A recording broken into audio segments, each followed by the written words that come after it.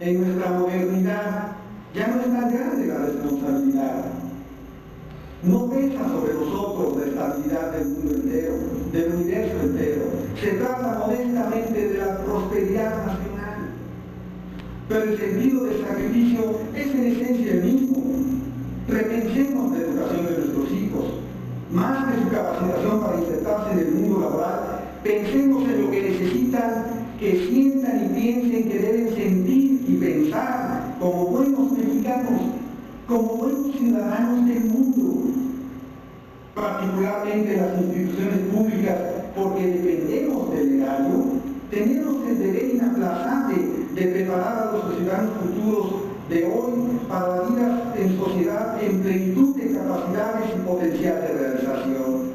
Necesitamos tender un puente entre los diferentes niveles educativos que permita una movilidad de alumnos y maestros entre el hogar, el kinder y la universidad, con el fin de fomentar los valores de la creatividad, del amor por la lectura, de la responsabilidad, la disciplina, el amor por la lectura, el cumplimiento del deber, que como decía Alexander Pope, en ello reside todo honor.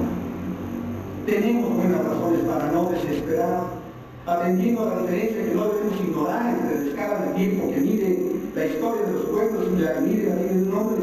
Debemos concluir, para empezar, que somos un país muy joven en el concierto de las naciones de Estado forjadas a partir del pensamiento ilustrado, cuyos orígenes se remontan al empirismo de Bacon, al racionalismo de Hume, Locke y Descartes.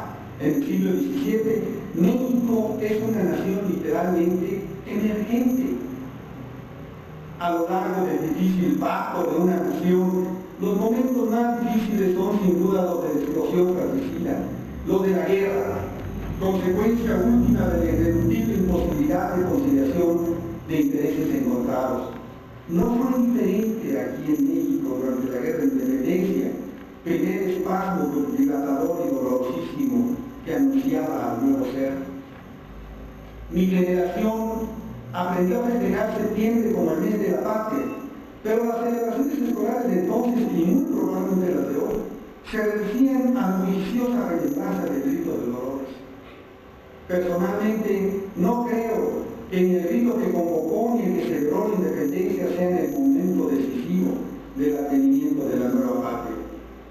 Si es preciso decidir en aras de contar con un acta de nacimiento, yo escojo el 19 de junio de 1867.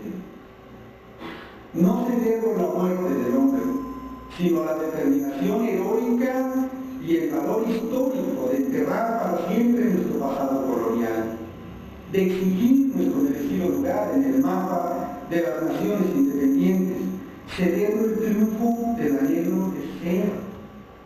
La guerra de reforma, por eso merece ser recordada como el día de nuestra historia, cuando solo quedó una pregunta y las respuestas antagónicas sobre la mesa. ¿Quién es dueño? ¿Quién manda en estas tierras? De un lado la respuesta era: nosotros os levantamos el yugo con la bendición de Dios, rompimos las cadenas, nosotros somos los dueños y por tanto mandamos que todo siga igual que antes, pero ahora en nuestras manos, con la venia de su majestad.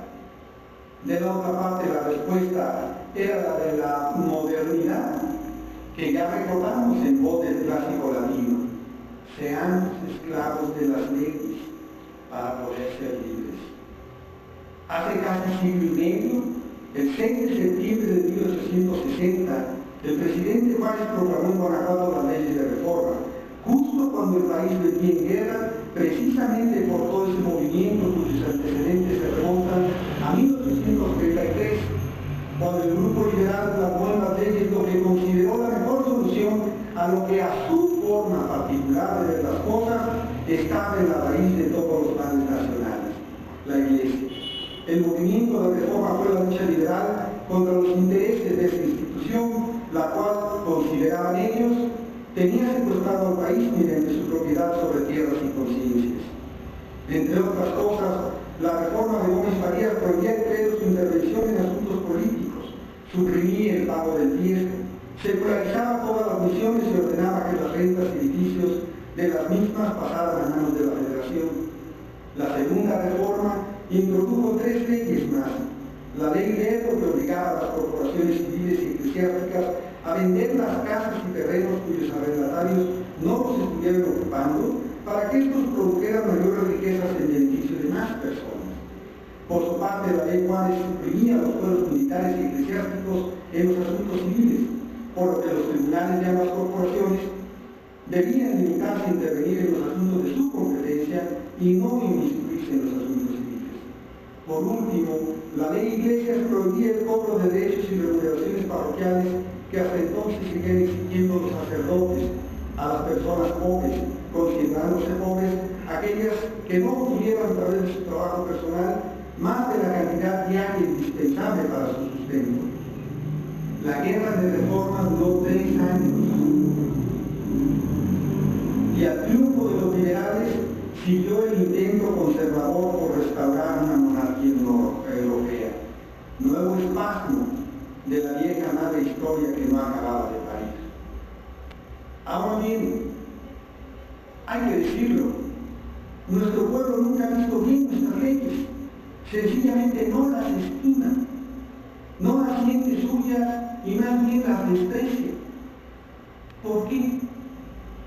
Nuestra Constitución desde siempre constó de muchos artículos. La primera, la Constitución de Apatzingán de 1814, tenía 242 artículos. La de 1824 tenía 171 y la de 1917 consta de 136 marcos transitorios. Ha sido reformada por todos y cada uno de los presidentes de la República, desde Álvaro Obregón hasta Felipe Calderón Hinojosa.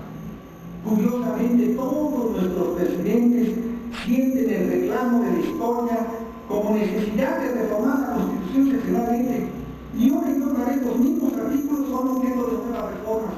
¿Qué tanto lo refrigen? Uno pensaría que nuestras leyes son ejemplo de perfección legislativa para el mundo entero. Sin embargo, nuestro pueblo se siente agraviado por la ley y por ello se regocija en su quebranto cotidiano. La Constitución norteamericana, haciendo una odiosa comparación, tiene 7 artículos originales que datan de 1787.